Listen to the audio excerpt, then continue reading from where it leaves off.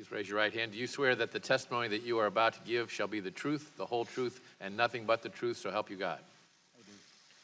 I have an iPhone, and if I move from here and go over there and sit with my Democrat friends, which will make them real nervous, does Google track my movement?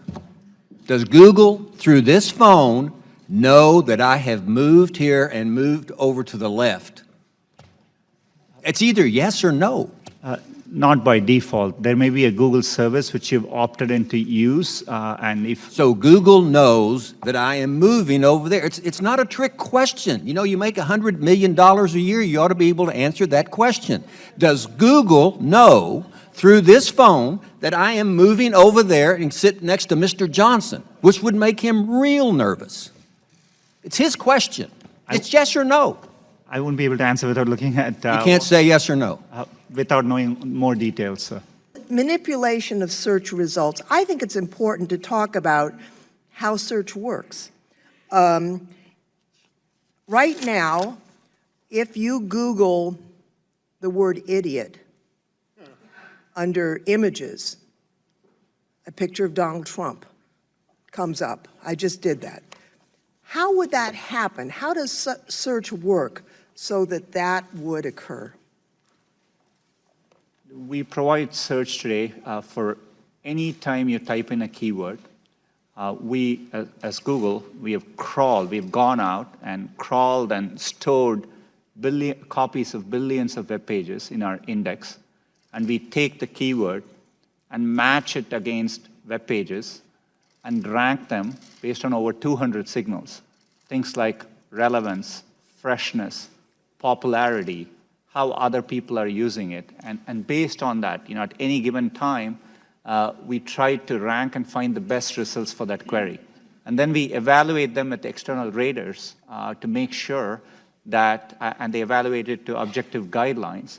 And that's how we make sure the process is working. So it's not some little man sitting behind the curtain figuring out what we're going to show the user. It's basically a compilation of what users are generating and trying to sort through that information.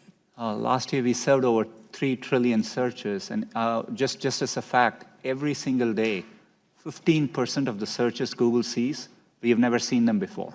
So, this is working at scale, and you know, we don't manually intervene on any particular search result. Do you or do you not collect identifiers like name, age, and address? Yes or no? If you're creating an account, yes, and using an account, yes. Specific search histories when a person types something into a search bar. If you have search history turned on, yes. Device identifiers like IP address or IMEI. Depending on the situation, we could be collecting it, yes. GPS signals, Wi-Fi signals, Bluetooth beacons. You know, would depend on the specifics, but there may be situations, yes. The GPS, yes. Yes, if you have location. Voice and conversations when using Google Voice products. We give an option to turn on or off. And but if a person didn't know it, voice and conversations when using Google Voice products. Yes. We only record when they initiated with OK Google and then say the terms after. Contents of emails and Google documents. We store the data, but we don't read or look at your Gmail. But you have access to them. As a company, we have access to them, yes. So you could. Saying you don't or don't, I'm not asking do you or don't. I'm saying you could, though there is a possibility. We have clear established policies on how we would do that data.